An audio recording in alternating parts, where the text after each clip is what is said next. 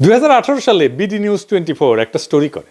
স্টোরির শিরোনাম ছিল ভাইরাল হওয়া একটা ছবি এবং একজন গেরিলার বীরত্বের গদ্য।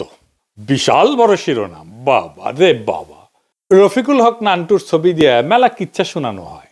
উনি মুক্তিযোদ্ধা, এটাতে কোনো সন্দেহ নেই। যাই হোক, কিন্তু ছবির ঘটনাটা কি মিছা কথা কইছেন সেটাও আমরা দেখব। এই ছবিগুলো তুলছিলেন ক্র্যাক প্যাটার্নের ইকবাল আহমেদ সুফি ভাই।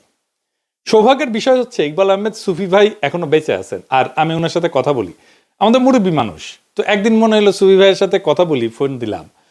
সুফি ভাই, খোকা ভাই, মানে ওই যে ইশরাকের বাবা, জাহানারা ইমামের ছেলে রুমি, তারা সবাই বীরত্বের সাথে যুদ্ধ করছেন, যার রসদ পাইছেন তানিয়া।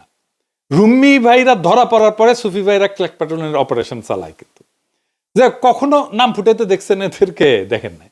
কিন্তু এইটা নিয়ে যারা মিছা কথা বলছে সেটা ধরায় দেওয়া উচিত, না হলে এগুলো নিয়ে বিভ্রান্তি তৈরি করবে আর 1971-এর যুদ্ধকে আরো বেশি বিতর্কিত করবে।